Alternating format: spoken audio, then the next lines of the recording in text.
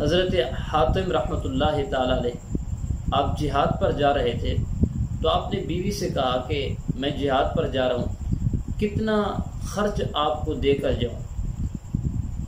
تو آپ کی بیوی نے کہا کہ جتنی میری زندگی ہے اتنا رزق مجھے دے کر جاؤ۔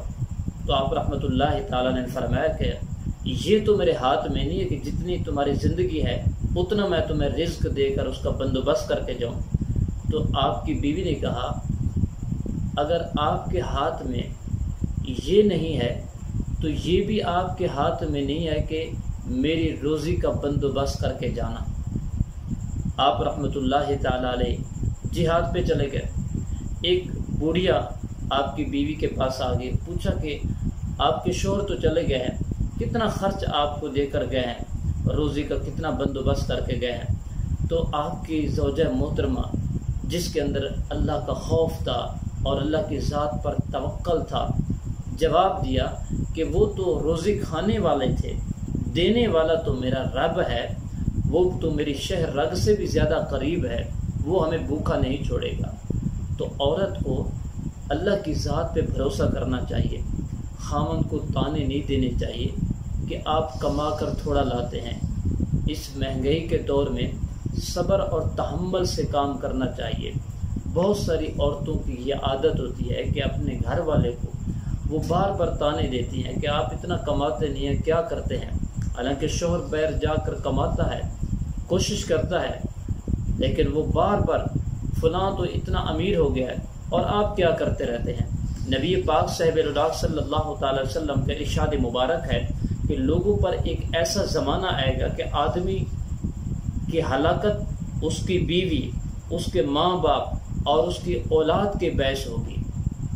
نبی علیہ الصلوۃ والسلام نے ارشاد فرمایا کہ وہ اسے مفلسی کا آر دلائیں گے، جس طرح میں نے عرض کیا ہے کہ وہ بار بار کہتی ہیں کہ تم کماتے کیا ہو؟ فرمایا کہ پھر وہ ایسے کام کرے گا جو اس کے بس سے باہر ہوں گے، وہ حرام میں پڑ جائے گا، حرام کمائے گا، ایسے راستوں پر چل پڑے گا جس میں اس کا دین چلا جائے گا اور وہ ہلاک ہو جائے گا، حلال حرام کی تمیز ختم ہو جائے گی۔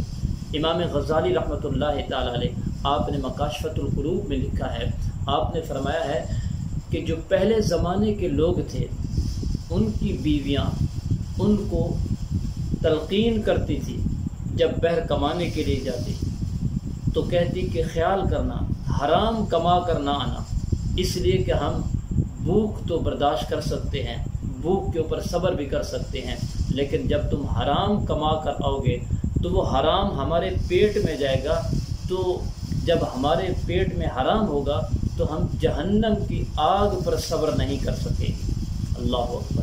وہ لوگ تھے اور وہ عورتیں جو اپنے خامد کو تلقین کرتی کہ جب روزی کمانے کے لیے باہر جا رہے ہو تو حرام کما کر نہ آنا۔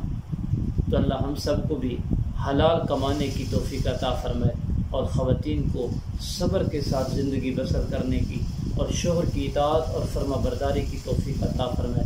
اللہ کی ذات کے اوپر ہمیں توکل کی توفیق عطا فرمائے۔